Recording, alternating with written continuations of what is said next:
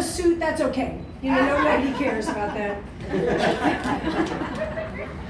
I don't know if you've heard astronauts, and Carl Sagan was the first, but looking down at Earth and mentioning this little tiny blue speck, our magical blue jewel of a planet.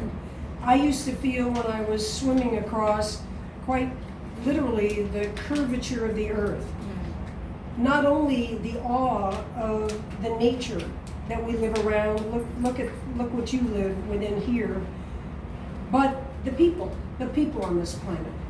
And those astronauts often, whether they're atheists or fervently religious, they talk about how small this planet has become. And the fact that we have got to survive as a human race, move toward caring about each other more than fighting each other, toward understanding each other.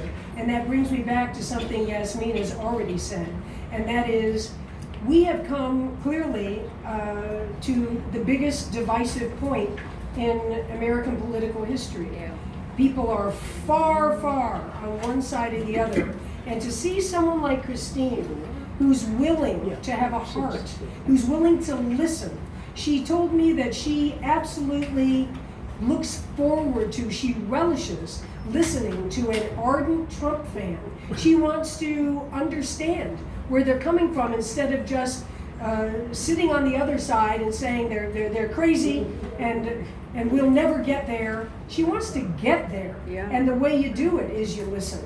And maybe the immigration issue is the most obvious issue where this exists. Christine says it very well again, to say, if we are at this side, build a big, bad wall. Wasn't it Frost who said something Yes. there is doesn't love a wall? Yeah. And then there's this side who would virtually say, we've got to have the heart, the huddled masses, the poor, the weak, open our borders to everyone, and we can't do that either.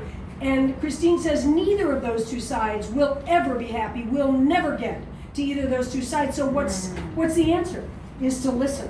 Is to maybe choose at least one egregious happening at the border and work on that, which is not allowing parents, fathers, and mothers to be separated from their children.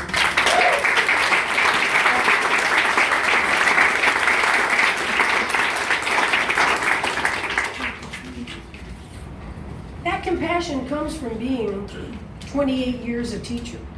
Yes, it looks like the teacher's the star, the teacher's in front of the class. It looks like the teacher is the one imparting values and knowledge to all those kids and influencing their lives. But Christine, again, expresses it so well. It's a team sport teaching. You've got to be with the parents, with the entire family, with the peer group of these kids to understand their lives, to listen to them. Not every kid. This one needs tough love. This one needs a compassionate talk after school to get somewhere. And I know I was very lucky in my, youth education. I'll be 70 next week. And when I look back at the privileges of my life, I'm going to start with elementary, junior high, and high school education. Those teachers set me up not only to read Nietzsche. Yes, I was reading Nietzsche. But they set me up to have values of treating other people as equals and of having the energy to go out and not just live your selfish life and lock your door. You think this very bright woman, Christine Marsh, couldn't have chosen a profession that would have paid her a heck of a lot more money than teaching? So she has sacrificed, and now on top of that, unlike all other candidates, she's going to continue working her full-time job and sacrifice as a public servant when she becomes our senator. So to do this as a double whammy at one time, and to recognize that it's her team, that it's Calvin, that it's her team who dive in and help represent her, and help, even though she's got boundless energy, is up at 3 o'clock in the morning, she's a force to be reckoned with. We all need a team. If you were to put a drone camera above knee swimming for 54 nonstop hours from Cuba to Florida, not to mention all the long training swims, not to mention the 4 attempts to get across, 51 hours this one, 48 hours that one, training. 14 hours one day, 15 hours the next. I'm the only set of the left arm, the right arm, in an unwavering commitment to get there. But never, ever could I have touched that other shore without my team, without that navigator.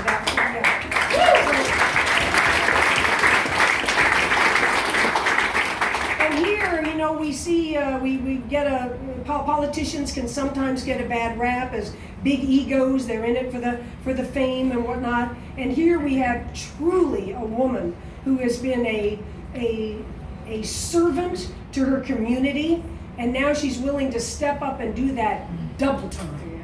So my respect runs so deep for you, Christine, so deep. And this state and this community deserve you to serve for them.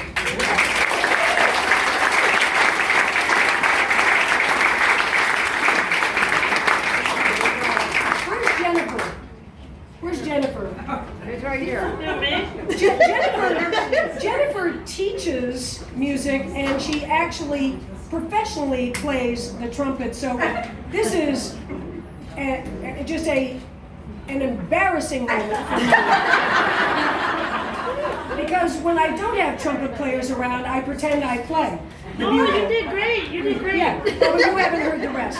So, Christine, I play this for you because this is my song, and I do believe it represents our kindred spirit, our sisterhood in the Song of Reveille. You get up.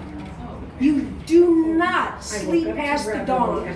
You go out and chase your dreams, and you don't lock the door and sit on your sofa eating Cheetos. You make the world a better place. This is for you, and I hope it comes out like you can understand it.